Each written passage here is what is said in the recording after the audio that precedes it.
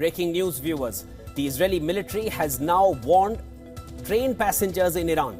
In a post on social media, the Israeli military said, I'm quoting here, "Your presence on trains and near railway lines endangers your life." This as the Israeli military has escalated attacks in Iran. Explosions were earlier reported in Tehran and the nearby city of Karaj. Railway lines seem to be the next target of the Israeli military forces. This is breaking news, viewers. It escalates the war to a completely different domain. The Israeli military has now warned train passengers in Iran.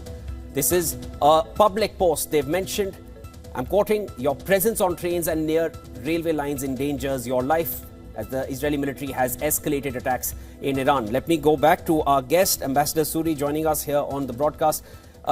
We were just talking about this. This is now, let's go back to Iran, sir. Railway lines, would they be the targets before the bridges or the power plants? How do you see this before the deadline even approaches?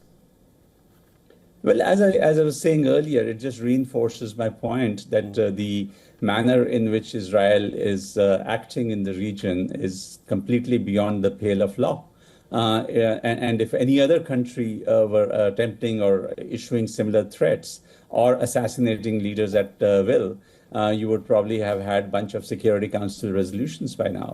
And yet it's getting away with all of this and now threatening civilians and passengers on trains. Maybe its next step is to target Iran's rail infrastructure.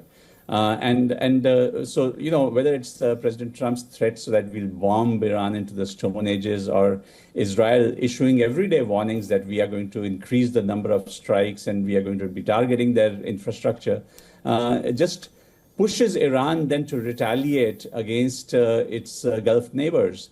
Remember, it was an Israeli strike on an Iranian petrochemical facility that led Iran to target then the Qatari gas fields in South Pars.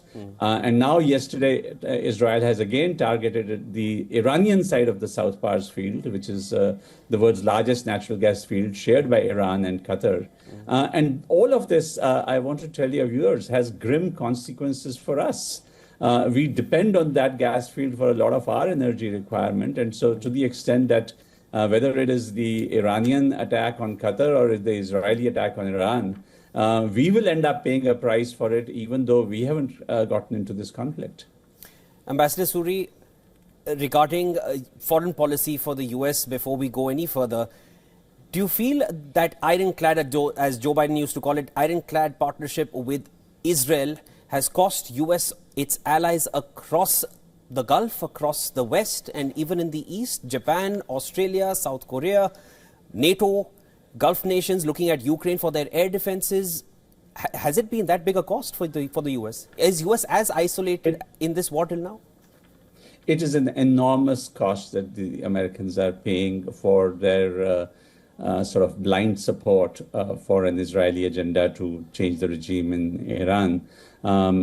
You know, it's weakened their posture in the Indo-Pacific. They've had to pull out assets from Korea and Japan. You can see the impact in Ukraine and other places. So this has a lot of consequences. But I think even for Israel, I want to emphasize this, that this is costing a lot.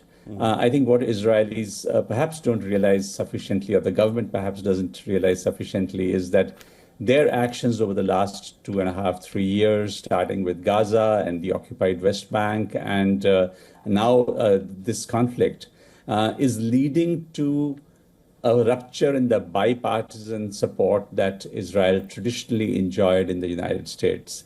I think today, while a bunch of Republicans are still supporting Israel, you can see that Democrats are increasingly wary. And particularly in the younger sections of the demographic, you are seeing a rising disenchantment, even amongst younger Jewish voters in America. So the kind of support that Israel could take for granted over the last few decades, I think is eroding because of the high-handed actions of Israel. And so I think the way this government of Israel is acting does not really enhance Israel's long-term security. If anything, it endangers it because it's weakening the support that Israel traditionally enjoyed in the United States, in Europe, and elsewhere. I mean, you can also see the rising concern in multiple European countries about this. Understood. And Ambassador Suri, now I would request if you could elaborate a little more on how this would impact us here, right here at home in India. We've understood that India has got a considerable number of vessels through the Strait of Hormuz owing to our own diplomatic strength with Iran and our channels remaining open with Iran. But going forward, as this war only seems to be intensifying, how long will that impact? And I would say, how soon is it going to be felt again over here, and how long will it last, the impact? Look, I think the impact is already being felt. Go beyond the headlines of the LPG cylinders and look at what's happening in multiple sectors of industry, in chemicals, in petrochemicals, in ceramics, industries that use LPG or LNG as a fuel, industries like fertilizer that are critically dependent on it. On sulfur and ammonia and urea that comes from the Gulf. We have the next sowing season, the Kharif season coming up. And I think there's a genuine concern about whether we'll have enough fertilizer at the right time and at an affordable price for our farmers. So with every passing day, every passing week of this conflict, the fact that it is constricting not just the supplies of oil and gas, but also of a number of other vital inputs that go into so many industries means that India is bound to pay a price, again, for no fault of ours, really.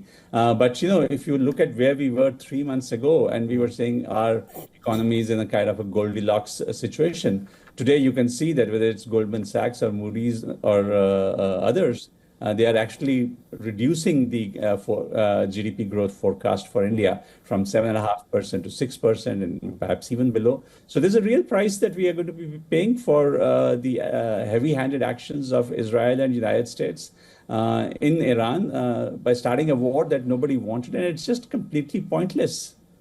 Ambassador Suri, thank you so much for joining us here on News Point. Pleasure speaking with you. Thank you.